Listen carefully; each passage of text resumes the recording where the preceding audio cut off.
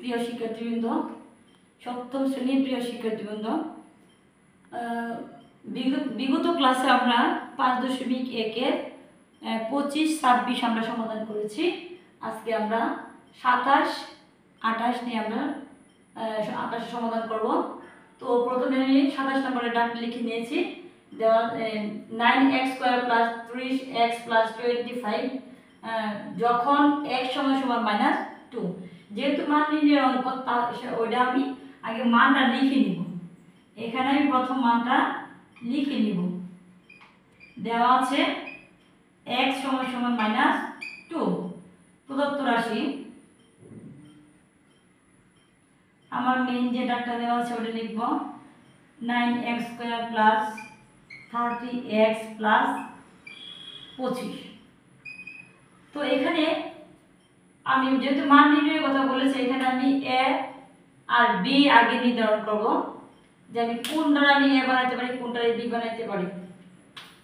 তো এখানে আছে 9x², তো 9 কে আমি 3 দ্বারা ভাঙতে পারি, মানে 3x² এখানে হবে, তাহলে আমি a পেয়েছি। আর 25 কে আমি 5 দিয়ে ভাঙতে পারি, 5² তো আমি b পেয়েছি। আমি a² পেয়েছি, b² পেয়েছি।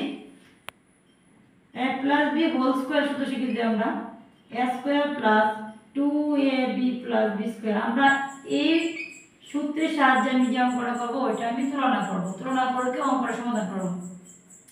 তাহলে এখানে a² যে আমি 3² পেয়েছি, b² এর জায়গায় আমি 5² পেয়েছি। তো মাঝখানে নাই হচ্ছে 2ab, তাহলে সূত্রে 2 a ধরেছি আমি 3x, b ধরেছি আমি 5। প্রিয় শিক্ষার্থীবৃন্দ, এখন মাঝখানে সংখ্যাটা যদি আমি গুণ করি তাহলে আমি এখানে মাঝখানে সংখ্যাটা পাবো। তাহলে 3 × 2 = 6, 5 × 6 3x মিলে গেছে। এখন আমি লিখতে পারি এটা সমান a² + 2ab + b² লিখতে পারি a + b হোল স্কয়ার। তাহলে a হচ্ছে 3x আর b হচ্ছে 5, আমি লিখতে পারি a + b হোল স্কয়ার।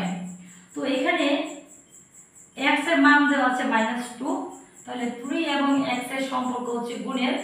সেই ক্ষেত্রে আমি x এর মান বসায় দেব। তো এখানে x এর মান 2 -2 আমি বসালাম -2 + 5, আমি সেকেন্ড ব্র্যাকেট দিয়ে আবদ্ধ করে দিলাম, স্কয়ার দিলাম। এখন এর মধ্যে সম্পর্ক করে প্লাস এ মাইনাসে -3 × 6 আর +5 স্কয়ার। তাহলে -6 থেকে আমি 5 বাদ দিয়ে থাকবো আমার -1।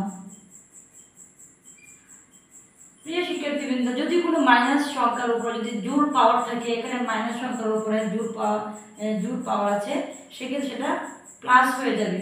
যেমন এখানে আছে -1 এর উপরে পাওয়ার 2 আছে, 2 হচ্ছে এখানে জোড়, তার মানে -1 × -1 গুণ করলে -1 হচ্ছে প্লাস আর 1 এ কি 1 প্লাস হয়ে যাবে। যেমন তাহলে এর হচ্ছে 1, এটা হচ্ছে অ্যানসার। আশা করি সবাই বুঝতে পেরেছো। এরপর আমরা সমাধান করব 28।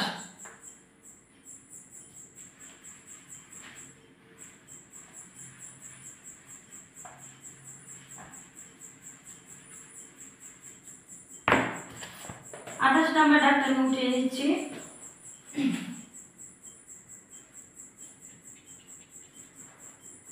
a² + 18ac + c² যখন a = 7, c = -67।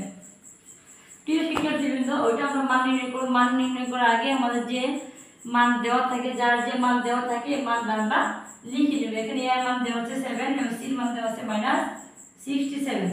তাহলে দেওয়া আছে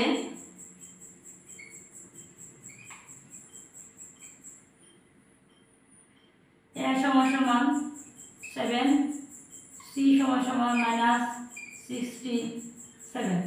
প্রদত্ত রাশি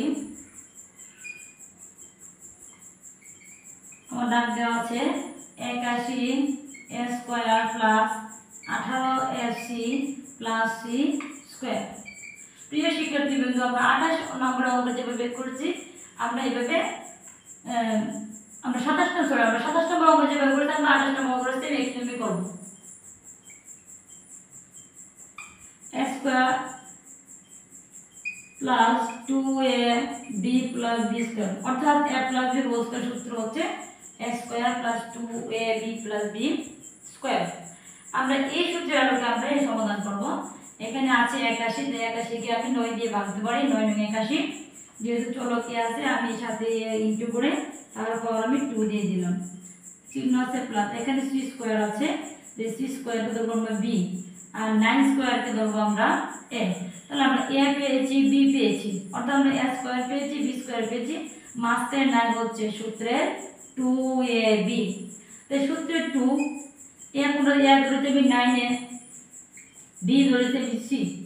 এখন যদি আমি এটা গুণ করে তাহলে আমি মাঝখানে সংখ্যাটা আমি পেয়ে যাব, 9 দ্বিগুণে 18 এবং 80 চলো মিল আছে।